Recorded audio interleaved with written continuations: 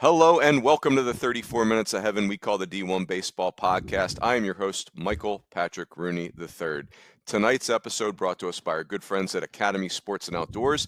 They carry all the best gear from the top brands, all at prices you'll love.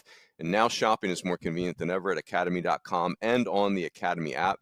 Enjoy free shipping on orders of $25 or more with sign-in, plus easy in-store or curbside pickup. Shop anytime, anywhere, and find the widest selection of color, styles, and sizes from grills to fitness equipment to workout clothes.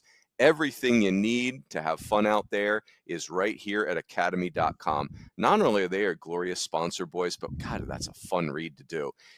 Speaking of fun, my two wingmen here, Aaron Matthew Fitt, Fitty Barrels. I've got Kendall J. Rogers here. Big Tex, if you will. Gentlemen, good evening. Salutations on this fine Monday evening. Yeah, how's it going? Bueno.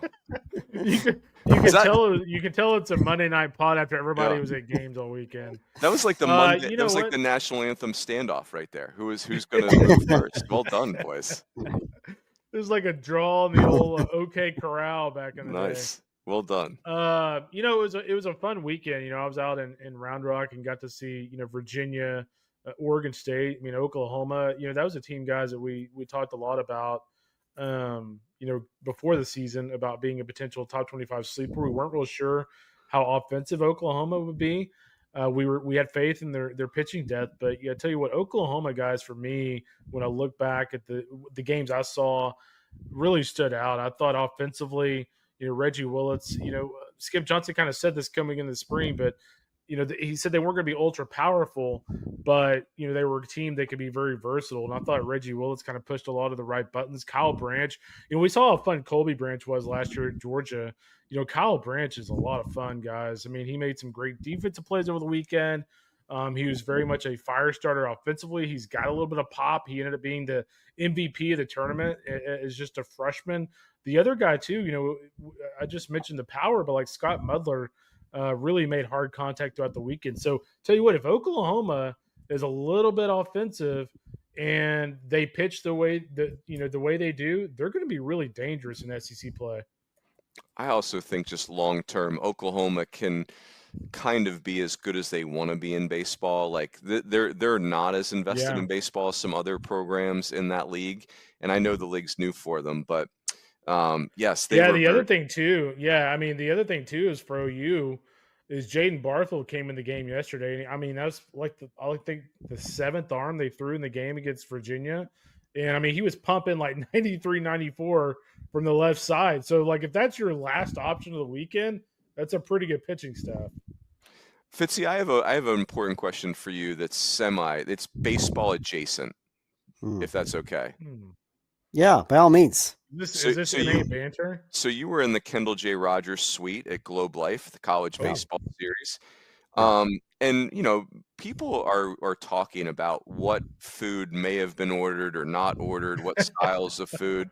You have the most advanced palate on the D1 baseball staff. How were the not libations? How was the food? Chicken tenders. Yeah, we had chicken tenders delivered. All you can eat chicken tenders. Boy, there were a lot of tenders for Infinite me tenders. Me and Eddie Kelly. We got our money's worth, $100 worth of tenders coming our way. That's all we got was tenders. But it wasn't actually all you can eat, was it?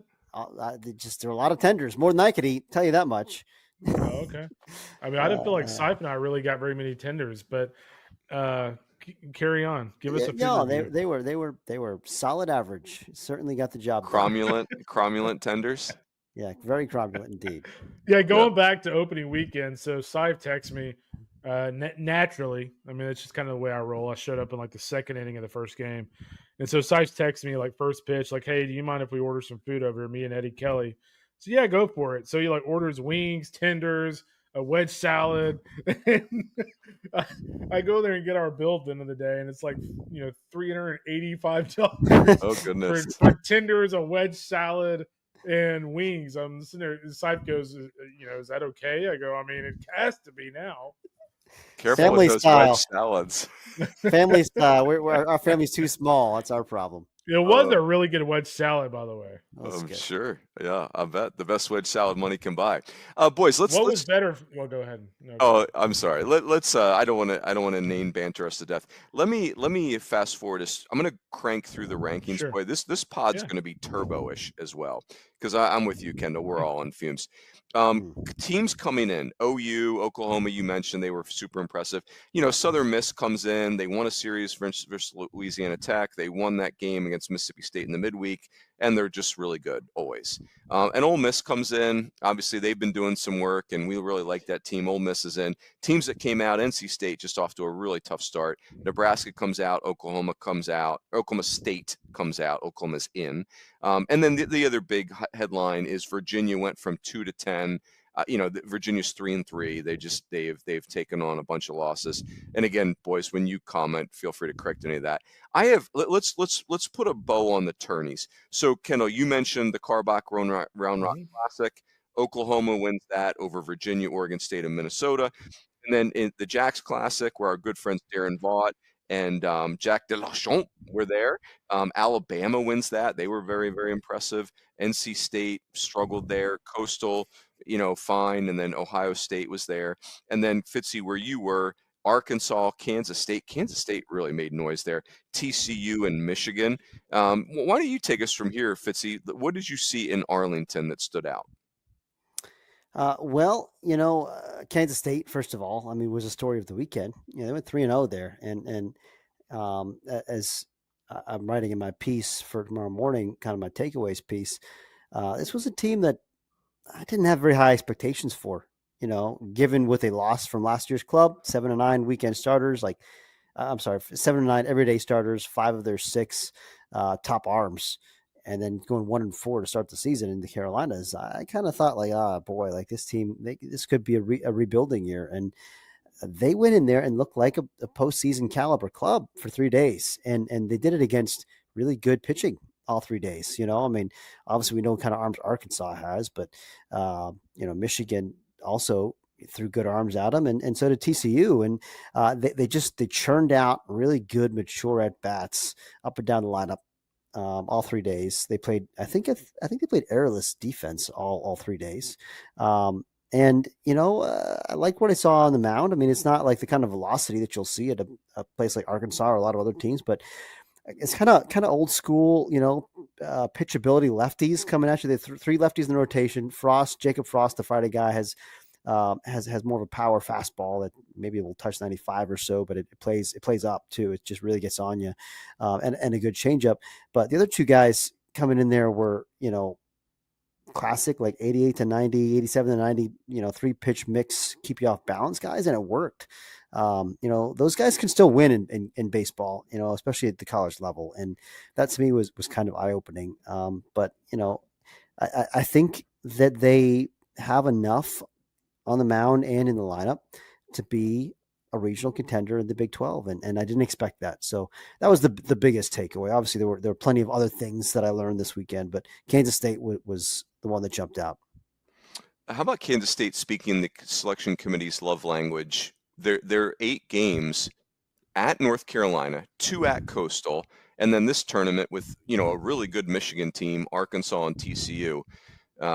Just incredible. So, Kendall, I want to get your take on this too, but Fitzy, you witnessed it.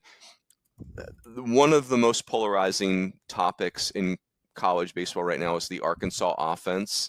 The Arkansas fan base is pretty manic about this. They're pretty panicked. Yeah. And, I think it's too early to make any definitive comments, but sure. We do have some data points. Actually, why don't you go first, Kendall? Because I think you've watched a bunch, and then Fitzy, I want your in-person opinions. Where do you stand on this offense, KR? Well, I feel a lot better about him based on what I saw in the final game at Arlington. That made me feel a little bit better about him. But it seems like the younger Aloy is doing a really nice job for them. Obviously, his brother's a really nice player. Irondale is obviously a talented hitter. So I'm not burying these guys just for the entire season. But I think early on before this weekend, I think anybody who's watched Arkansas would say, I don't know how good this offense is going to be. And certainly if you look back at last year, some of these guys that are also on this team, they left a lot to be desired. So I guess we'll find out, right? I mean, it's so hard right now to really dissect any of these offenses because I use like Virginia and A&M as an example, not to segue back over to Round Rock a little bit. But the reason why I say this is because if you look at like Virginia, I mean, I was just looking a minute ago just to kind of confirm what I saw. But like Harrison Didowick, for instance, hitting 091, Chris Arroyo hitting 170. You look at A&M, it's a lineup littered with 100s and 200 batting averages. So you look at those two teams that are very offensive and go, well, they're screwed. Not really. Like those two teams are going to hit. So even though like Arkansas on paper may not look like some fascinating offense, maybe it's one of those teams that, 4 weeks from now we're going, well, we were, at least I was really wrong. This is actually a pretty offensive team. Yeah. Hey, Fitzy, let me steer you a little bit here Sure. on this question. Because I want this on record. I'm in on Arkansas. I just think the personnel for this offense is significantly better than last year's. Yeah. Vahiva Aloy is a year older. Iredale rakes. Like this kid's just a natural hitter. Like that's a hit collector. The young Aloy sounds interesting. I think Rocco Pepe's a functional player. Like I like the lineup better. Here's my concern. So I'm in on Arkansas. Coach Rooney in on Arkansas. Here's my concern. The offense has no identity. Like I just feel like it's 9 guys swinging. Like they don't run, they don't bunt, they don't hit for a ton of power. They hit for enough power. Like and maybe like Kendall said, 8 games is too soon for me to say that. But it feels like a minor league lineup where everyone just goes up and takes their own at bat and there's no connective tissue.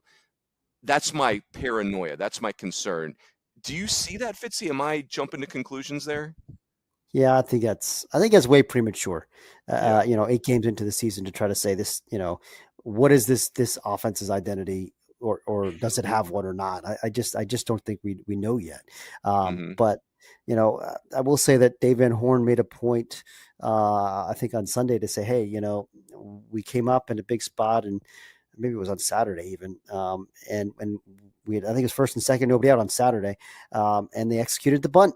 And then they got the big 2-run double, and like nice. the little things like that they didn't do on Friday. They executed much better, even, in a low scoring game Saturday, but especially on Sunday. I mean, and they do have firepower. That's the thing. Vahiva Aloy, I talked about this on your XM show earlier today, Runes, that I don't think is aired yet, but I mean, it's a much better approach than it was last year. He's really taken a step forward. He's got a lot of power the other way, and he's letting the ball travel, and the 2 opposite field home runs this weekend, which I thought was great to see. He's Pete Hughes kind of marveled at it, for Kansas State. Like, God, this guy, he's a way better hitter, way better player than he was last year. And Van Horn said the same thing. So that's huge. I mean, I think with him and Iredale, you've got 2 foundational pieces that anyone would love to have in the middle of your order. And then, I think the other pieces around them are still plenty talented. I mean, Kendall Diggs hasn't got off to a great start, but at times in his career, he's looked like a real hitter, and they need him to be again, certainly. I think Cam Kazil is going to wind up being a really nice piece for him. I mean, that's a guy, from Vanderbilt who I think can be a good offensive player. Justin Thomas, who's hiding down the 9 hole, like he's kind of dynamic and has a little bit of sneaky pop. Like that's a young guy I'm excited about. I think Ryder Helfrich is going to hit a lot more than he has so far.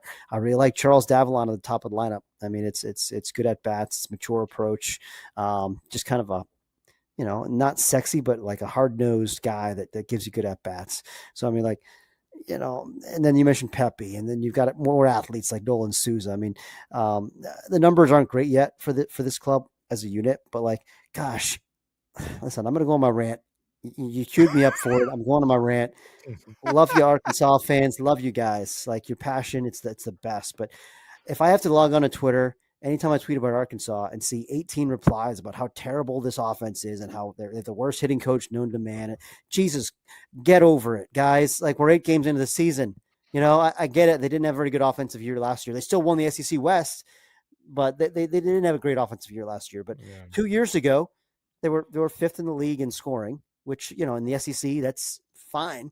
And the year before that, not ancient history, 2022, they were 6th in the nation in scoring. Like this program has produced hitters. They can coach hitters. The current coaching staff that is there, they know what they're doing. They're going to be fine. They're going to hit. I like it. Kendall, do you have Wow. a GIF? Do you have a good, like a go-to GIF for this situation? People I that don't are know. panicked about the Arkansas offense? I don't know. By hearing Fitt just now, he's about to pick Suey. It's just like Razorback. Let's go. I get tired of the constantly calling for people's heads in Yeah. sports in general, and I'm tired of it. Are you talking about me or Arkansas fans? Everybody, you too, Martha.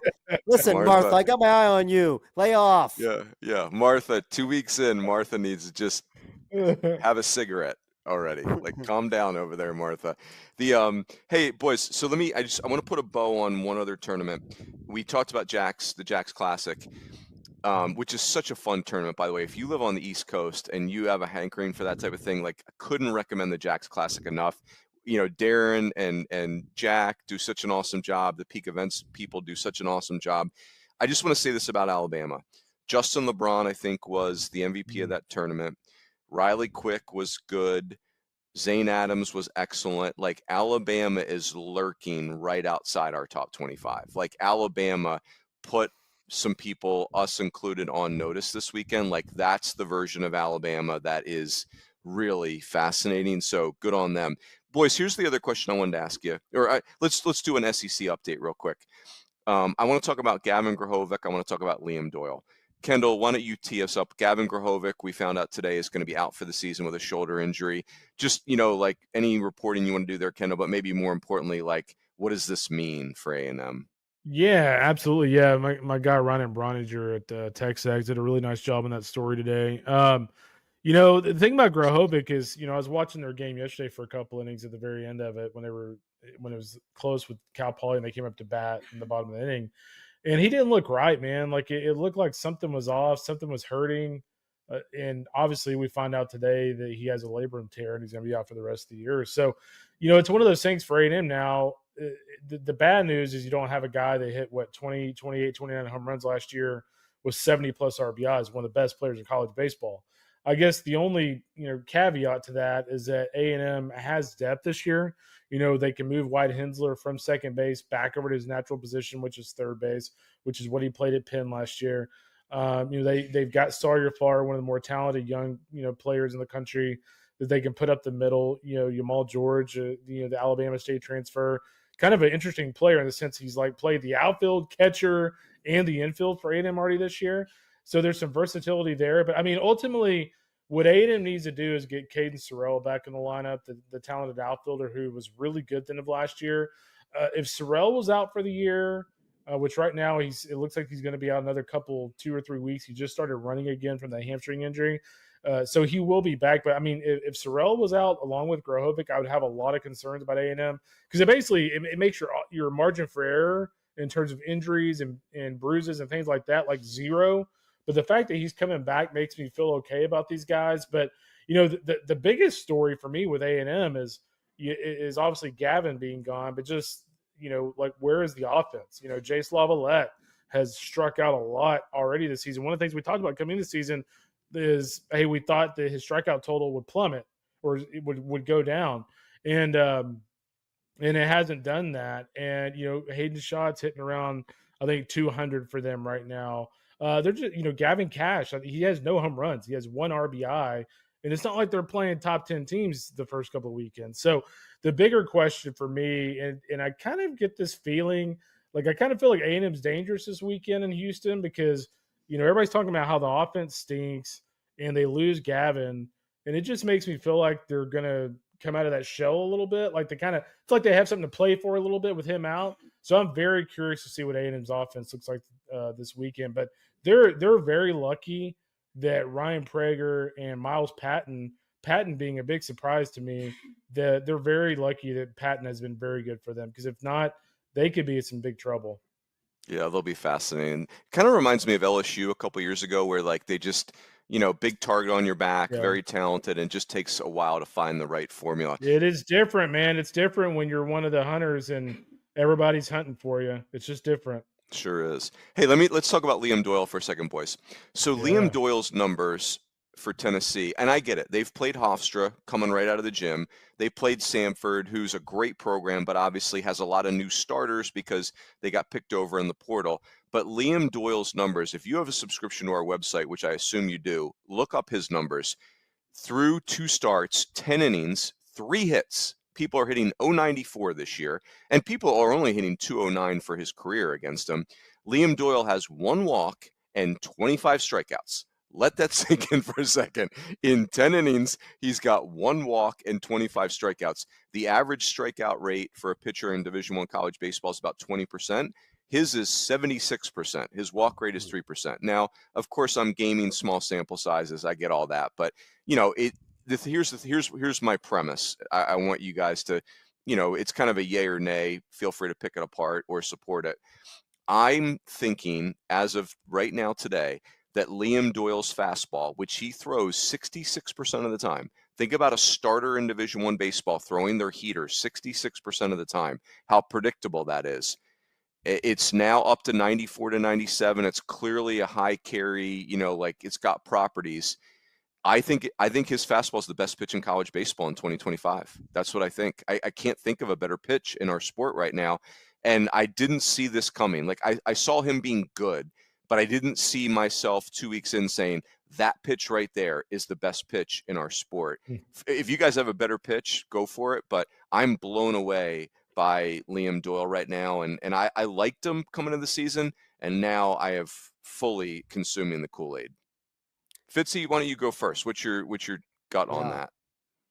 It's a great take. I think. I mean, it's the fastball. Gosh, I mean, it has always been a swing and miss pitch, and it's a weird career because he's actually thrown a lot of strikes throughout his career, and not walked a ton of guys and missed bats, and yet the results weren't quite there. The ERA, whatever, it just didn't quite match up with when you look at the caliber of the stuff and the swing and miss and the walk rate, and it's like, why isn't this all adding up to an All-American? And I don't know the answer to that, but right now through 2 weeks, again, lesser competition, but it is adding up, and it's like, hey, it kind of felt like an inevitable thing almost. It's almost like, it's funny because I think about Chase Burns. Like, we all knew he had some of the best stuff in the whole country for 2 years at Tennessee, and he was good at Tennessee for 2 years, but the change of scenery happened and he took it to a different level. And now it's kind of like a guy goes to Tennessee and it's kind of the same thing where it's just like, all right, maybe just that change of scenery, whatever it is. I don't know. I don't know what the answer is, but it kind of, I kind of feel like Doyle could almost be this year's Chase Burns in that respect, where it's transfer coming in. He's got track record. He's been good before. He's shown stuff before, but now he's in a new spot and it just clicks,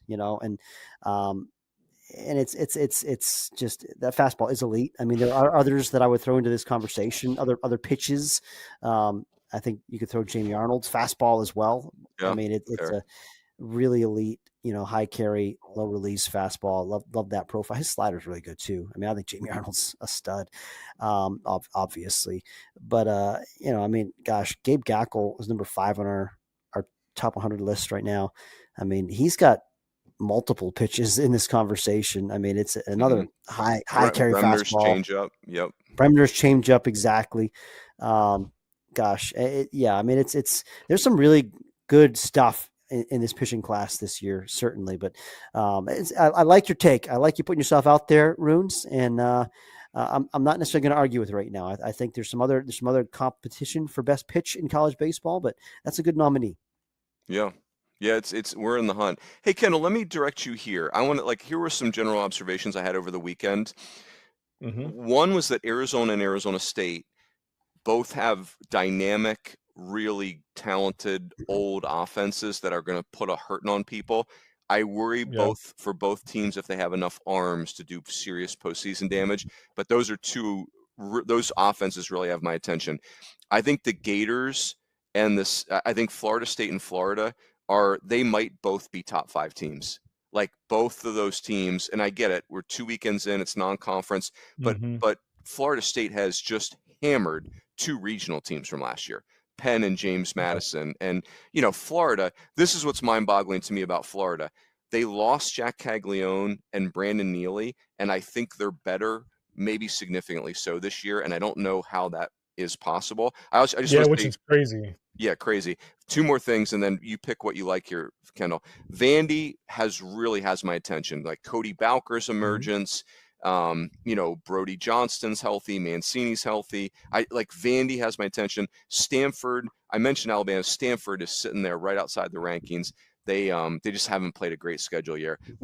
Any of those things grab you, Kendall?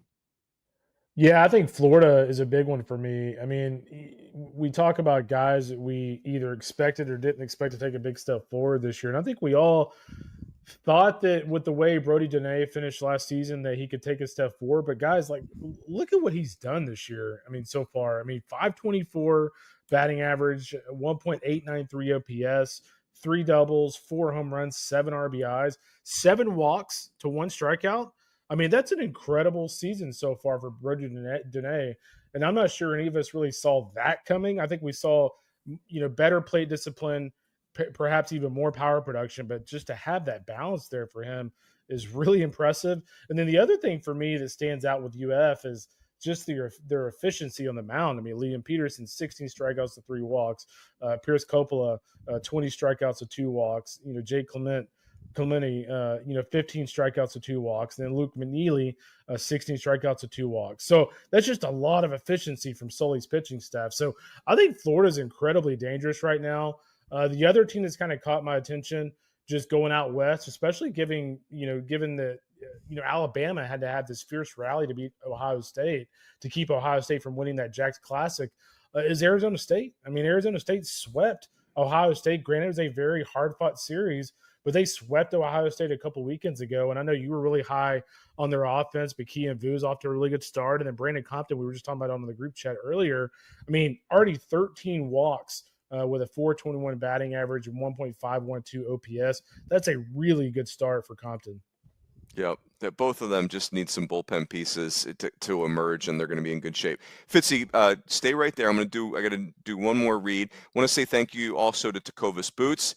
If you love our game, you know that smell, the one that brings you right back. Fresh cut grass, a broken-in glove made with real leather. It's exactly what you get with Tecovas Boots. They're made for baseball people, whether you've been wearing boots your whole life like myself, or you're picking up your first pair with over 200 steps of craftsmanship. They're built to last. They feel great right out of the box. They look even better. As Fitzy always says, anywhere worth going is worth going in good boots. Find your pair to get today at Tecovas. That is a cool sponsor. I am looking forward to me picking out Fitt's opening day of College World Series outfit from Tecovas. Ropers, get him some ropers, Kendall. Can you imagine? You know what? Could you imagine this guy in a cowboy hat with that flowy hair? You know, he looked like. Good point. By the way, Fitt, don't take this as too much of a compliment. You don't exactly look like him. But the Luke Grimes guy of Yellowstone, like if you put on a cowboy hat, you look a little bit like him. Is that the Cody or something? The son? Yeah, what's his name? Yeah, it's his son, the younger guy. Yeah, oh yeah. You're not quite that handsome. I'm pretty handsome. How about that? Fitzy and Kendall, let's wrap with this. We've had some cool upsets already in college baseball over the first 2 weekends. Yeah. 2 weekends ago, we had San Jose State winning a series at Louisiana. We had Holy Cross winning a game at Auburn, among other things. We had Cincinnati winning the series at Duke. So, Fitzy, you're going to go first. I'm going to give you a menu of upsets, and you tell me the one that it piques your interest here.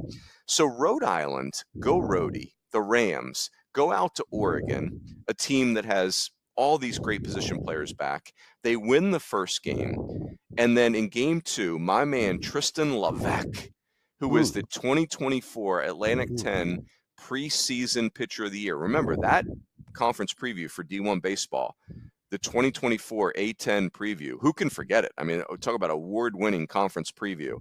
Tristan Levesque was the preseason pitcher of the year. Then he got hurt. But he did not get hurt this weekend. He was awesome. He dominated. Pitched 10 innings against Oregon and shoved on them and didn't get the win, unfortunately. But Rhode Island with a win at Oregon, Omaha with that win at LSU. By the way, that was like 0-0 in the 8th. That game, that's worth watching the highlights on wheels. That was nuts. So Omaha beats the Mavs, beat LSU.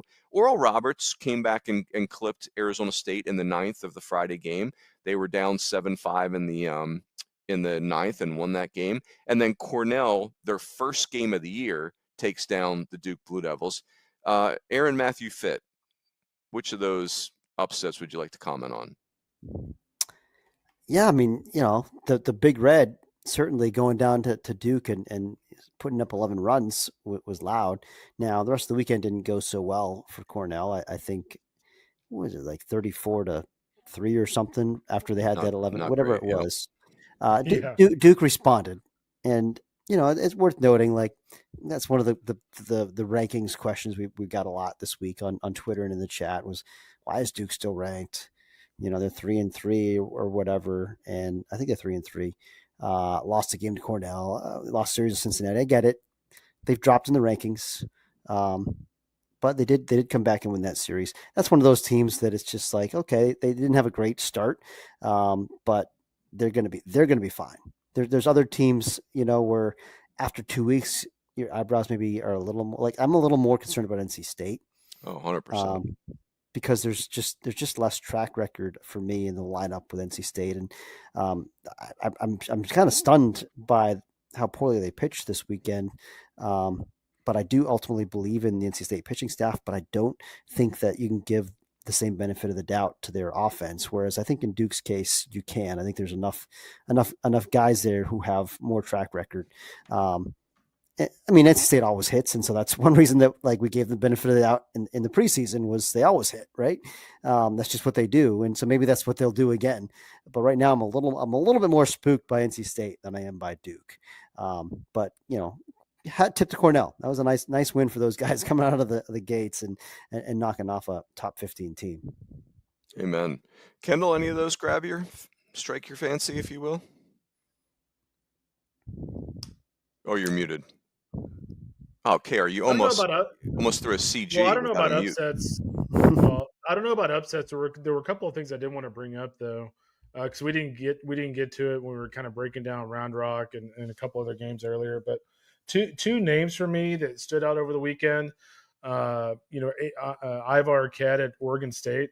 Runes, I know you saw him last weekend in Surprise. Man, what a player! I mean, 6'5", 220. He reminds me of like the 25-year-old version of DJ LeMahieu physically. Just that long. He's got a more powerful frame than DJ did in college, but just that long, powerful frame. Like he destroyed the ball all weekend long. That stood out to me. For Oregon State this past weekend for sure. They're good, man. Oregon State. It's similar to what Fitzy just said.